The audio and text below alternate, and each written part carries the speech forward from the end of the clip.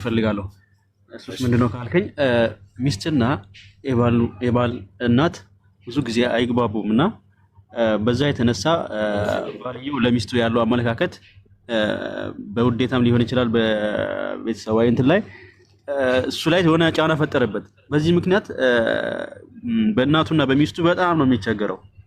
አለመግባባት አለ። የባልየውን እናት አላህ ስታናገር ክብር ምናምን የሚባል ነገር የለምና በዚህ የተነሳ ባልየዋ እሷን በቃ አይደለ እንትን እያላት ነው። ይሄን ጉዳይ እስኪ እንዴት ታየዋለህ? የት አድርገው በመጀመሪያ ሚስትህንና እናትህን አንድ ቤት አታስቀምጥ። አንድ ቤት አታስቀምጥ። አስቀምጣቸው አብረህ ሳይግባቡ ቢቀሩና ቢጣሉ ተጠያቂዋ ሚስትህ ወይንም እናትህ ሳትሆን አንተ ነህ። ገብቶሃል? አንተ ነህ። ስለዚህ በቻልከው አቅም የተራራቀ ቦታ አስቀምጣቸው። እናትህን ቤት፣ ሚስትህን ደግሞ ሌላ ቦታ አስቀምጣት። ገብቶሃል?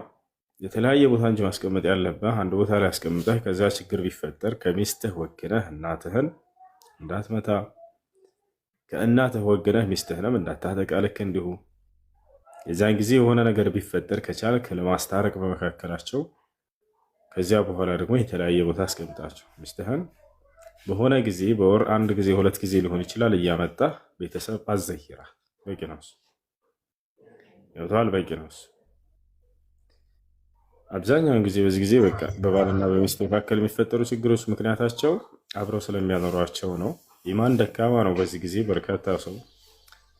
ስለዚህ በዚያ አንዷ ወይ ትቀናለች ወይ እሱ ይቀናል።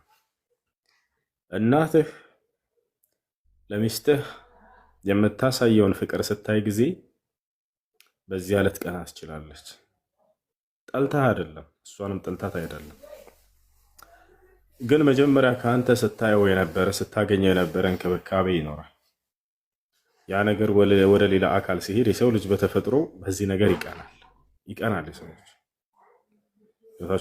ያ ነገር ያ ፍቅር ለእናቱ ሲያሳይ የነበረው እዚያው አይኗ እያየ እፊት ለፊቷ ለሚስትህ ያንን ፍቅር ስትሰጥ ስታይ ጊዜ ያ ነገር የጎደለባት ይመስላታል። ያ ፍቅር በዚያ ነገር ታዝናለች። ከዚያ በኋላ በአንተና በሚስትህ መካከል ችግር እንዲፈጠር ሰይጣን መካከል ላይ ይገባል። ይሄንን አጋጣሚ ጠብቁ። ስለዚህ በቻልከው አቅም ሁለቱን የተለያየ ቦታ አስቀምጣቸው።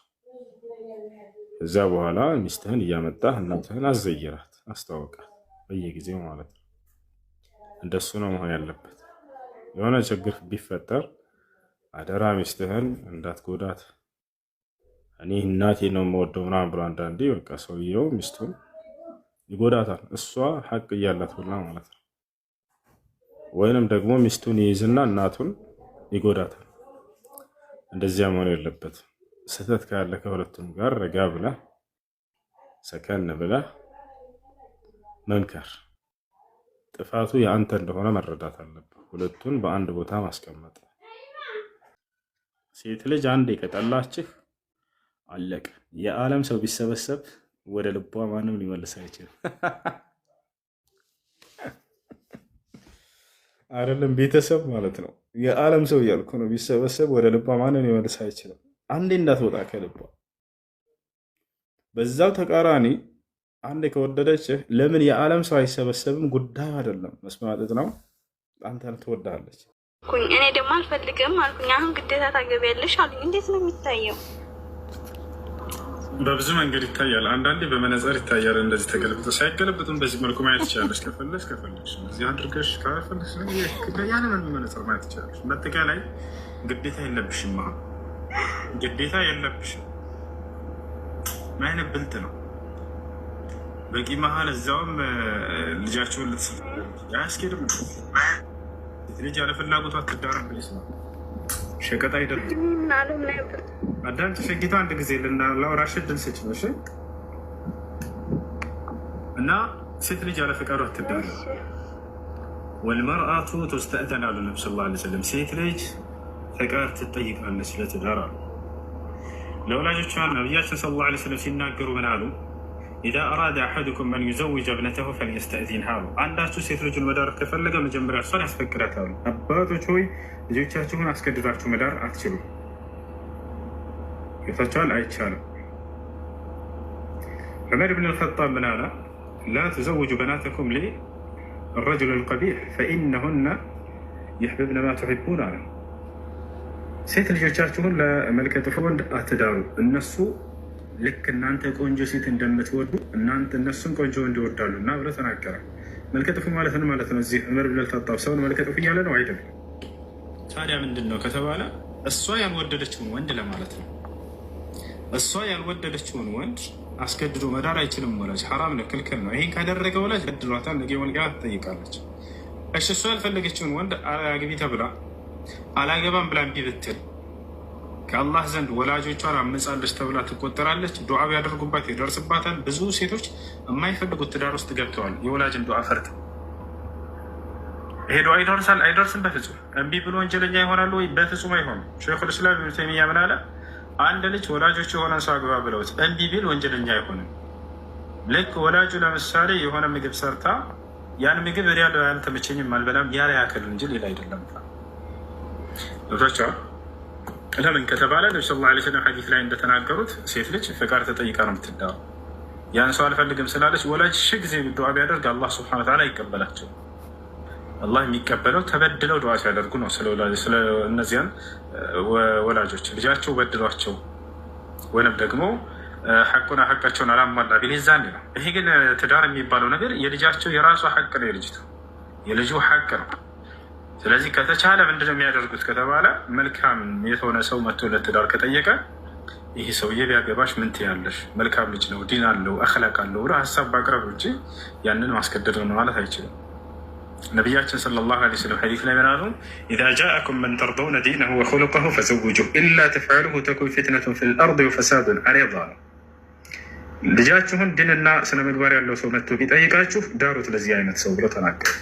ያችሁ እና ይህ ነው ትልቁ የሚያደርጉት ነገር፣ እሷን ለማግባባት መሞከር ነው። ይህ ሰውዬ ዲን አለው፣ አኽላቅ አለው። ጀዛከላሁ ኸይር ወያኩም ሼህ ሁሴን አህለን አህለን ሰየው ሰላም አለይኩም። ወአለይኩም ሰላም ወራህመቱላሂ ወበረካቱ። አማን ናችሁ ኡስታዛችን?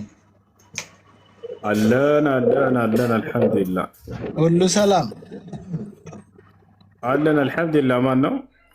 ሰላም ሰላም አልሐምዱሊላህ። አንተስ እንዴት ነህ? ደህና ነኝ አልሐምዱሊላህ። ዛሬ እኮ የሆነ ጓደኛ ነበርና ይህን ጥያቄ ሰምቶ እስቲ ግባና ጠይቅልኝ ብሎኝ ነው። አላስገባውም መሰል። እሺ ምን ነበር ጥያቄው? ጥያቄው ሚስቴ ጋራ እንደ መጋጨት ብለን ሚስቴ ሴት ሰላም ካልክ ከፍሬ ያለው ብላ ሰላም ብያለሁ አለ። እንዴት ይታያል? በመጀመሪያ እንዲህ አይነት ቃል አትናገሩ። እንዲህ ካልክ ከፍሬ ያለሁ፣ እንዲህ ካልሽ ከፍሬ ያለሁ የሚለው ቃል በጣም ከባድ ቃል ነው።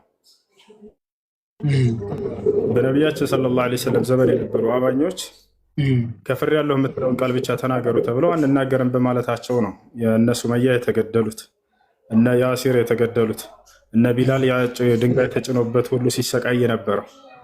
ነገር ግን ዛሬ ላይ ለቀላል ነገር እንዲህ ካልኩ ከፍሬ ያለሁ፣ እንዲህ ካደረግሽ ከፍሬ ያለሁኝ እምነት ምን ያክል በልባቸው ላይ እንደቀለለ ወይንም ምን ያክል አላዋቂ መሆናቸውን የሚያሳይ ነው። ከዚህ ቃል ጥንቃቄ ሊያደርጉ ይገባል።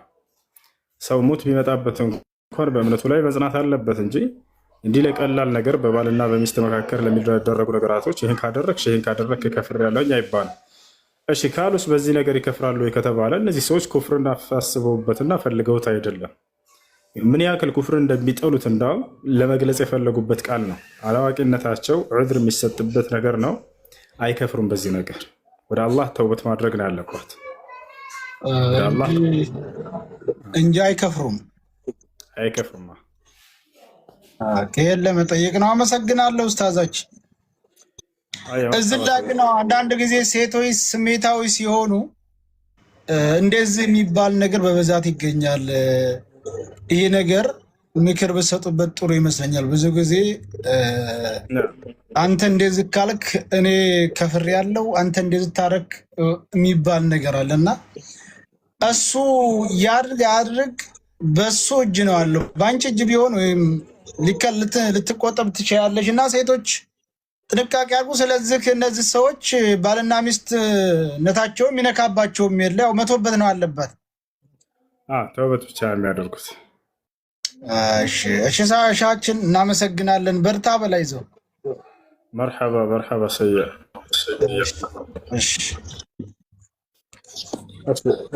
እንዳልኩት ነው ልጆች ይላችሁ ኢማናችሁ እምነታችሁ ትልቁ ራስ ማላችሁ ነው። እዚህ ዓለም ስትኖሩ ለምንም ነገር ብላችሁ የኩፍር ቃላቶችን እንደ እንትን ነገር አታስቀምጡ። ይሄን ካደረክ እኔ ካፊር ነኝ፣ ይሄን ካደረክሽ እኔ ካፊር ነኝ ምናምን አትበሉ።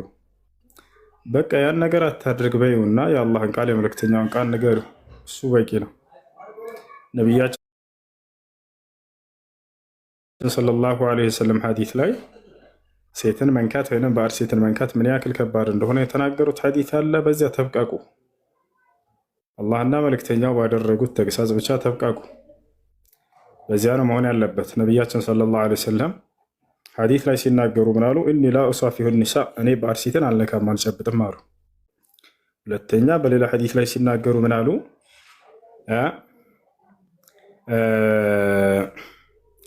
ሊአን ኡጅራህ بمخيط من حديد أحب إلي من أن المس أو أمس امرأة لا تحل لي يما تبقى لي بعد سيت بأجي كمناكا سلت بالو برت بوقعنا بقى بوقع الشالنيال بدا ما الشالنيال بلو تناقرون ስለዚህ ይሄን ያክል ከባድ ነገር ከሆነ በዚህ መገሰጽ ብቻ በቂ ነው። ይሄን ካደረክ ከፍሬ ያለሁ ይሄን ካደረክሽ ከፍሬ ያለሁ ምናምን የሚለው ቃል ጥንቃቄ ይሻል። አደራ እንዲህ አትበሉ። የኩፍር ቃላቶችን አትናገሩ፣ በራሳችሁ ላይ አታስቀምጧቸው።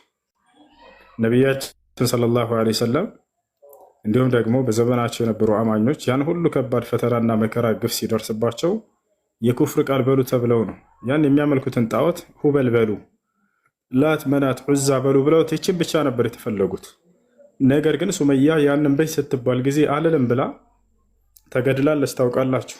ሱመያ ሁበል በይ ነው የተባለችው። ጣዖት ትልቅ አንድ ጣዖት አለ፣ እሱን ጥሪ በቃ ተባለች።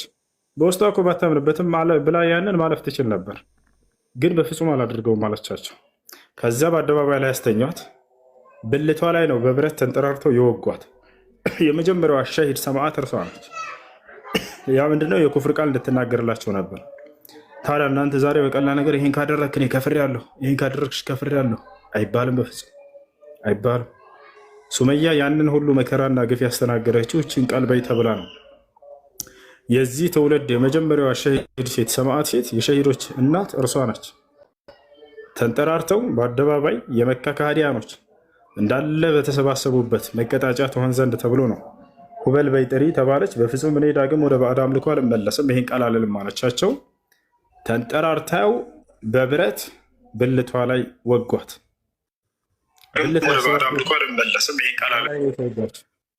ከዚያ በኋላ ባሏ ፊት ለፊቷ ነበር፣ ያሲር ባሏ ፊት ለፊቷ ነበር። እሱንም እንደዚያው አቀረቡለት። በፍጹም አላደርገውም፣ ባዕድ አምልኮ ላይ ዳግም አልመለስም አላቸው።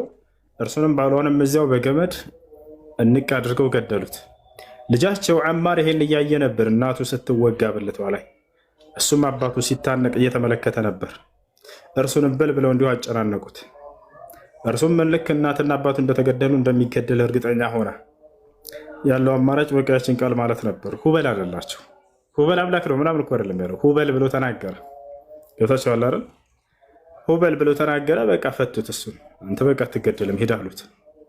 ከዛ ይህን የሰሙ ሰሓቦች እርተደ ዐማር ብለው ተናገሩ። ዐማር ከእስልምና ፈነገጠ፣ ወደ ክህደት ተመለሰ እኮ ብለው ሲናገሩ ለነቢ ሰለላሁ ዐለይሂ ወሰለም ይሄ ዜና ደረሳቸው።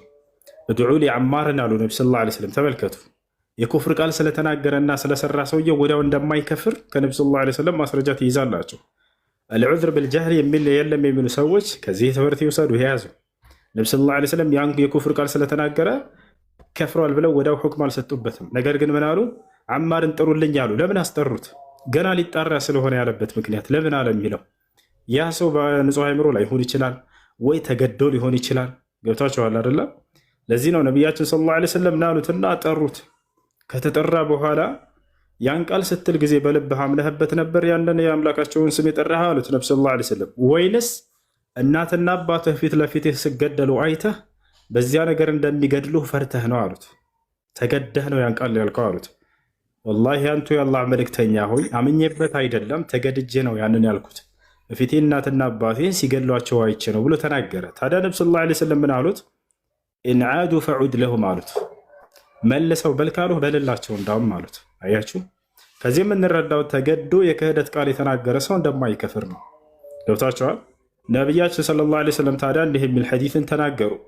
እነላሃ ተጃወዘ ዐን ኡመቲ ሰላሰን አልኸጠእ ወኒስያን ወመስቱክሪሁ ዐለይሂ አሉ። አላህ ከትውልዶቼ በሶስት መንገድ የሰሩትን ኃጢአት አልፎላቸዋል አሉ።